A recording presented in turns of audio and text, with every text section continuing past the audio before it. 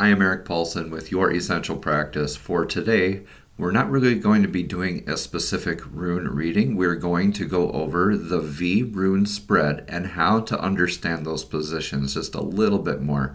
So this is a popular demand that I've been getting messages and more added clarification on. So hopefully this will help you out in understanding the V rune spread.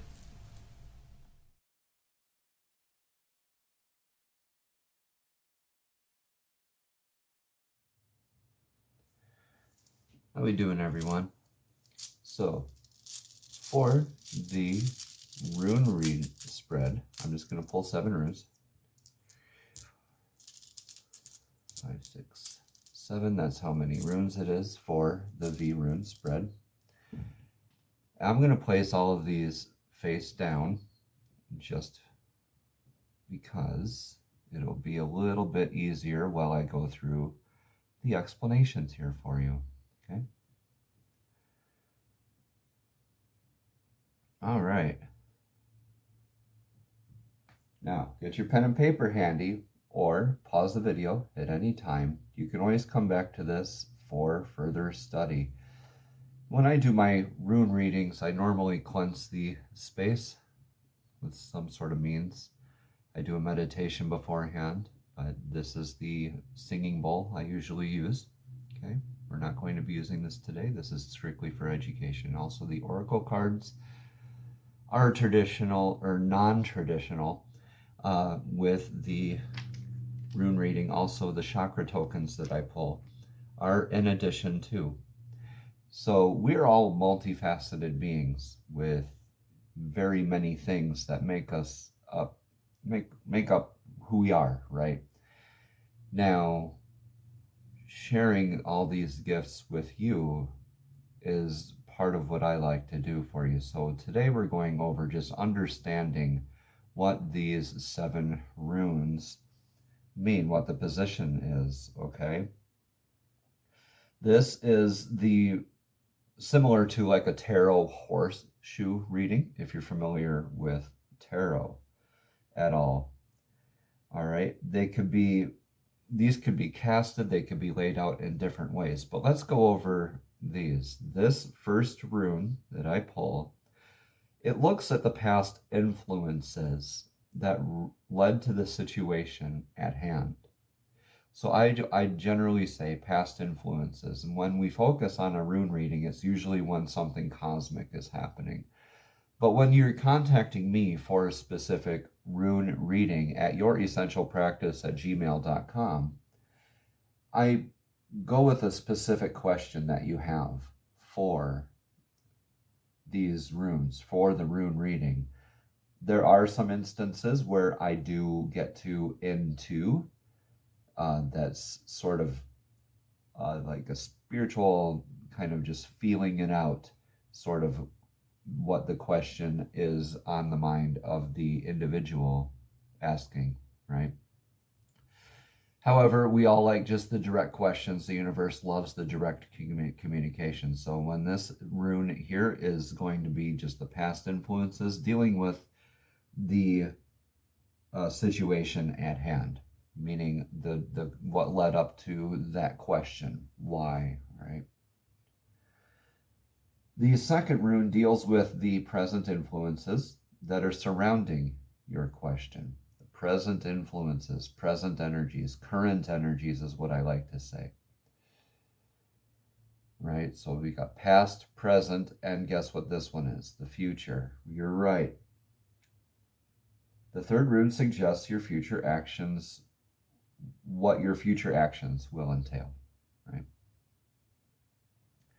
So past, present, future, these are past and present energies. This is more like a future action. What the runes suggest for your future action. But I like to use it more for this rune. The fourth rune advises what is the best course of action for you to take right now.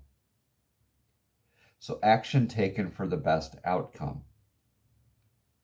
Past, present, future, action taken for the best outcome. All right, the fifth one is all about your feelings and thoughts, emotions on the matter, right? It is important because sometimes we're not aware of the subconscious patterns at play. So this reminds us to be wary, right, of the thoughts, feelings, and emotions that could trap ourselves, be traps of ego, be just tricks that we play on ourselves, okay? Rune number 6 indicates any obstacles that you may have to overcome, possible problems, right? That's pretty self-explanatory. It doesn't mean that they are going to happen, but these are like, just be mindful of these are possible problems that can happen.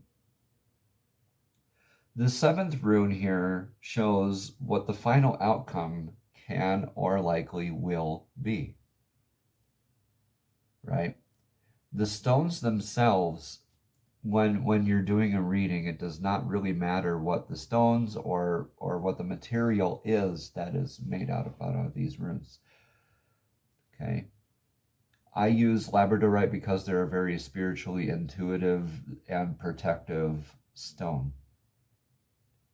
A lot of people like to use wood. A lot of other people are a lot more traditional about how they do their rune readings. I am proudly not traditional, okay? But let me say that when you make patterns with these runes and they have some correlation between them, say you have these two runes opposing each other, across from each other, okay? This is a rune of movement, this is a rune of standstill. So this could mean that our actions are in the movement, but we're apprehensive. We could be more in a standstill. So definitely look at what could be across from one another, right? I don't really do reverse runes. All right, so this is Othala and Heritage. This is Wunjo and Joy, right? So across from each other, right? So current energies, possible problems, how they can relate with one another. When you're doing your runes, when you're studying into these runes more, definitely pay attention to the patterns that the runes can make and how they relate to one another. Definitely go in depth, look at your intuition. One more time for review.